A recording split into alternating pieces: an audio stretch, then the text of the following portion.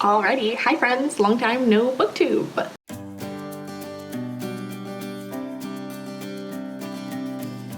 So hello everyone, my name's Jenny. If you've forgotten, I had this channel for quite a while and then grad school and working like 20 hours a week and having a social life and having finals and doing all sorts of things. It really just meant that booktube was not able to be part of my life, which was really sad. I really missed booktube. I did not intend to take a little break. I always remember like thinking back to other people who have taken breaks and I'm like, how did booktube like slip out of your grasp? But it's very easy. It's incredibly easy for you to just stop posting videos, let me tell you. So I am back now. I am officially on my winter break from school. Finals went really well. I was really excited to be done with the semester. And then I don't start my next semester up until mid-January. So it's currently the 18th of December and I thought what better way to get back into booktube by making a bunch of videos. So I'm planning on making several videos. I have quite a few ideas that I want to execute between now and mid-January, so there'll probably be some pretty regularly uploaded content coming your way over the next couple of weeks, but I thought I'd ease in for both of us with just like a quick and casual vlog while I attempt to read The Holiday Swamp by Maggie Knox. I have been reading quite a bit, some of which you've seen in like vlogs from earlier in the semester, so there will also be a video coming talking about all the books that I've read in the last like 4 months because I do want to share all my thoughts on all of those books. But in the meantime, I'm going to read this, The Holiday Swap, which I've heard very mixed things about. Some people seem to really like it and think it's super cute, and other people think it's cheesy and horrible. So I'm really excited to see where I fall. I am in the mood to get ready for the Christmassy spirit, so I feel like this book will be good for that. It's like a small town romance slash like the holiday thing where two people switch lives and they like fall in love with someone who's in their switched lives, which always, you know, sets off alarm bells for me because I'm like, what's gonna happen when you have to go back to your life but your love interest is in a different place, which I forget how The Holiday addresses that, so I'll be intrigued to see how this book addresses it. But it's two twins, one of whom lives in their small town and I believe runs a bakery, and then the other one lives in LA and she works on like a baking competition show, and the two of them swap lives because they're identical twins, so they can do that. So I'm excited about this one. I think it'll be pretty quick to get through. But I thought I would also just quickly go over some of the other books that I'm hoping to get to during this holiday season. Also, sorry, I'm sitting at my mom's desk because my old room has been transformed into my mom's office. I've totally commandeered this desk. I really like the setup that she has in here, and so I've just taken it over, but it's very creaky, so sorry. But I thought I'd quickly just go over the books that I brought with me in case you were curious about what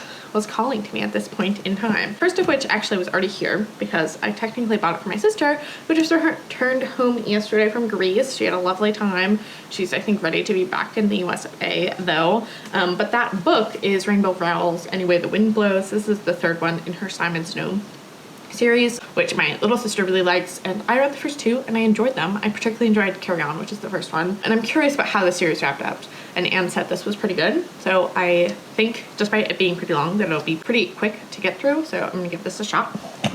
Then another one that I brought home is Look in the Shadows by Lynn Flewelling. This is the oldest novel that's been on my TBR because I bought this in the summer of 2018 when I was really into fantasy because I had just finished like the Game of Thrones series around that time. I also had finished the first trilogy of the Robin Hobb Realm of the Elderlings book around this time, and then since then I just really haven't been as into this type of fantasy as I was back then, and so this just kind of got cast to the wayside. But it's been what, almost 4 years now, 4 years next summer, that this has been sitting on my shelf, so I need to read it. So I either am going to read this or I'm going to give up on it, and that's actually true of several of the books on this list.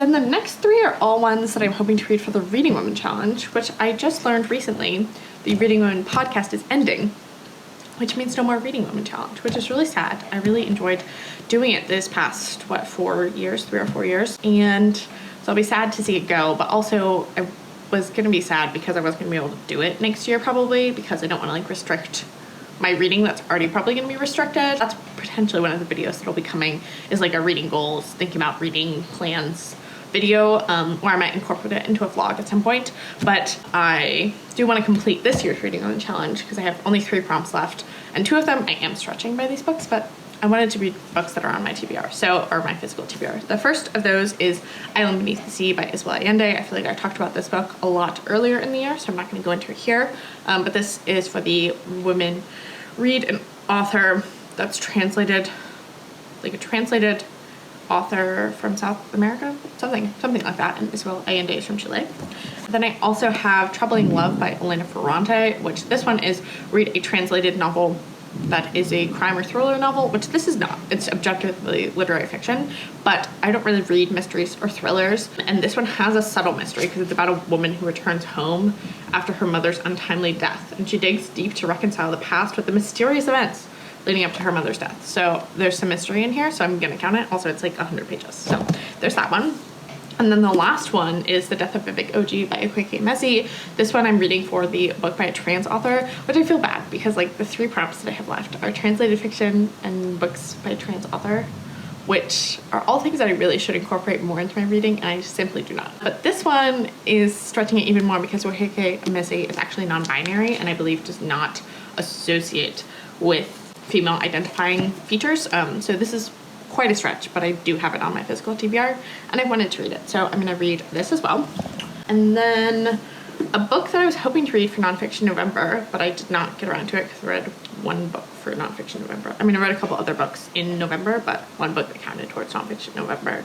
But that book is The Conscious Closet, The Revolutionary Guide to Looking Good While Doing Good by Elizabeth Klein. This is a nonfiction book about sustainable fashion and making your wardrobe more sustainable. And I'm excited about this one. I got it for Christmas last year actually, so this feels timely to read it. Then a new acquisition that I'm super excited about, and I think it's gonna be the very first book I read in 2022, is Saving Us, A Climate Scientist's Case for Hope and Healing in a Divided World by Katherine Hayhoe, who is, as the title says, a climate scientist, but she's also a Christian. And so she kind of ties those two things together, talk about how Christianity is environmentalism and like the connections of, you know, the stewardship of the land portion of kind of Christian ideology, how that ties to the climate crisis. So I'm really excited about this one quite a lot.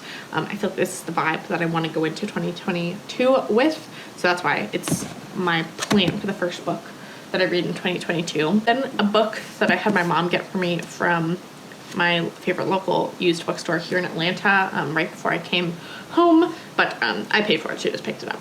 But this was Chesapeake Requiem, A Year with the Watermen of Vanishing Tangier Island by Earl Swift.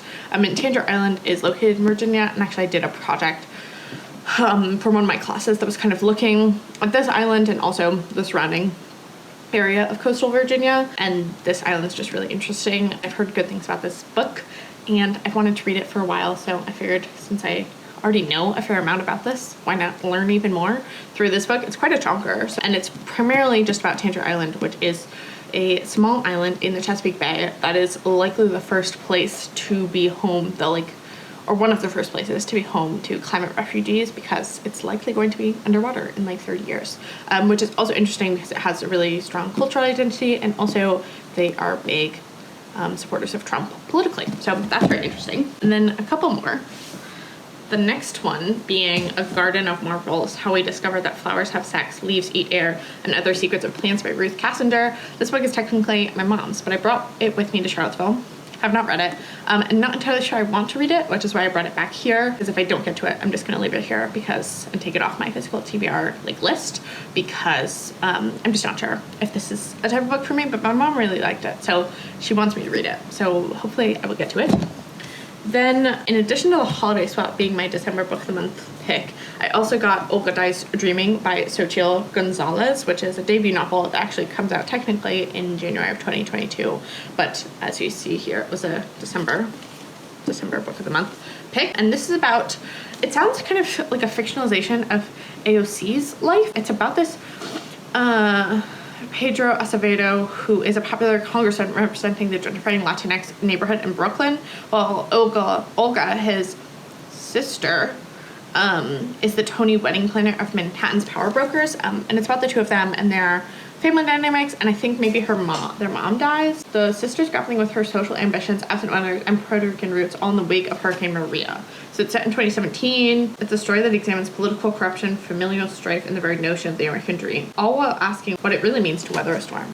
And then the last one is one that I'm not sure I'm gonna like, but this is also like a family friend wrote this book, and it's like personally inscribed to me, so like I'm not going to get rid of it, but I discovered earlier in the month by reading another very old book on my TBR that biographies are not really for me. That's The Ballad of Bob Dylan by Daniel Mark Epstein, which is a biography of Bob Dylan, who I find very interesting. I really like his music, but I'm not sure I want to read a biography of him. So we're going to try this out, especially on audiobook, and just see how it goes, is the plan. So yeah, those are all the books that I am hoping to read. And so yeah, right now I have to go wrap some presents and write some Christmas cards. Hello to the vlog. Hello to the vlog. Yeah, I was just going to show them Morrison. He's very safe. He's very safe. Yeah, he's an indoor cat, so he doesn't need to know about the story. The rain can't hurt me now, you know? The rain cannot hurt him now. Les Miserables. True, Les Miserables. Anyway, so yeah, I'm gonna go write those Christmas cards. Hopefully get my mom to send them because she's about to go send her Christmas cards. Although, I don't know if she's gonna go out in this rain. And it's Saturday, so the next day we'd be able to send them is Monday. But I've already resigned to myself that all my Christmas gifts are arriving late. So yeah, I'm gonna go wrap Christmas presents, read my book, and I'll check in with you in a little while. Here's the boy. On the bell carp. What a cutie. Hi everyone. I thought I would update the vlog. As you can see, I'm here in the kitchen. I'm cooking some French onion soup, but I thought I'd let you know how my day has been going since I am vlogging. So as I said, right now I'm making French onion soup. I also have been reading quite a bit of The Holiday Swap. I am 142 pages into it. So I've read this much already. It's definitely very quick and speedy. And it is a little silly for sure. It's not the most believable romp that I've ever read. They've swapped places. They're two identical sisters, and one has left her job in Los Angeles and is now back in their small town, and the other one has gone to Los Angeles to be on this cooking show, and they're just like not very good at being one another. They keep like making really stupid mistakes and stuff, which is somewhat amusing, but I am still enjoying it. I feel like the romances are pretty fun, and it's definitely just like lighthearted goodness. It's not quite as Christmassy as I like thought it would be. It's very much just feels like a regular rom-com, except I guess there's something about like the holiday season that makes people want to switch with like the princess switch and the holiday and stuff. But anyway, I'm still enjoying this quite a bit. I also was editing a video that is going to go up probably in a couple of days. That is a vlog that I've been working on for quite a while, so excited about that. And I think tonight we're going to watch Klaus, which is one of my favorite Christmas movies. It's a Netflix original, and it's really good and sweet. It's technically a children's movie, but I find it delightful. So we're gonna watch that this evening, I think. We gotta figure out what other Christmas movies we're hoping to watch over the course of the holiday season. We have quite a few. Early Christmas is on tomorrow, I think. We're excited about that. And I also wanna watch the Grinch movie, particularly the new Grinch that my sister calls Pentatonics Grinch, because I really like that one. I think it's really cute. And I like how not curmudgeon, like he's not mean just for the sake of being mean. He's like a curmudgeon because he's had a tough past and he's just like really introverted and doesn't know how to interact with the world. I find that very cute and fun. And then what other ones? We'll probably watch, let's see, we watched all the Santa Clauses last year, and that's kind of a lot, so I feel like we might skip those this year. What else do we like? We like Santa Claus is Coming to Town and like Rudolph and stuff, and then also the Disney trio I think we're gonna watch this year, which has like Mickey and Minnie, It's the Gift of the Magi, and Donald and his nephews, and like Christmas is repeating over and over, and Max and Goofy. And Max doesn't believe in Santa anymore, and so Goofy's like trying to convince him. So I think we're gonna watch all of those at some point this holiday season. But for now, I'm just enjoying my book and working on my French onion soup. I'm so dumb. I just realized that my stove in Charlottesville, the high is on the like kind of where 11 o'clock is, but on my parents' stove, it's where 1 o'clock is. And so what was supposed to be cooking on medium high has been cooking on medium low for like 25 minutes. We love that. I really love that. But it's fine. They're gonna cook much faster now, and they're like almost done somehow. It had been a good 45 minutes cooking at medium low, but I'm gonna give them like 5-10 minutes at medium high, and we'll move on with the next step of the French onion soup baking process. LOL. Sharing the season of good cheer with the ones we hold so dear. Good morning, everyone. It is Sunday morning around 11:40. I have already done yoga for the day. I also had breakfast. I have mostly just been chilling out though, nothing too exciting. I did want to just pop on here and kind of give an update, as well as also I'm sitting again at my mom's desk and I'm about to just do some quick work, including updating and sending my like portfolio / cover letter to an internship that I want to just kind of get out of the way. And then also sending an email to the tattoo artist that did our tattoos, because my sister and I both want to get another tattoo at some point over this winter break. So hopefully we can get that scheduled. But yeah, I am, in terms of my reading, 203 pages into the holiday swap. I was about to call it the winter swap. And so I definitely think I'll be able to finish this today just because it's been reading so quickly. And it's fine. I feel like I'll probably give this like 3.5 stars, but we'll see if the ending like changes that for me. But yeah, I just thought I would kind of update you on what I was doing this morning. This afternoon, we're also going to do a house visit for an adoption agency for dogs that my mom volunteers with. We're gonna bring our dog and just see how the family reacts to a dog. Also, I'm wearing these adorable earrings I got. Here, I'll just take it out for a sec. Wait, I'm gonna take this one out because that one, this ear has like 2 holes in it because I got my ears pierced when I was 12. And then they closed up because I never wore earrings. And then I got them pierced again when I was like 19. I mean, now I wear earrings all the time. But this one, they were not totally aligned because I got them at Claire's or something. And so when I went to a real person, they were like, do you want them like aligned? And I was like, yeah. And so I have technically 2 holes. And so that one's a little more challenging to put back in. But these are the earrings. They're little bicycles. Oh, squirrels. And they're so cute. And I love them. So yeah. I'm gonna do that work quickly and I'll check back in with you once I've made some progress on something. Honestly, is there anything worse than applying to jobs? I literally hate it, but you know, it's fine. We have to do it. Hopefully eventually I'll have one. I just realized that you can search your Google Calendar for an event because I have a connection at this job that I'm applying to.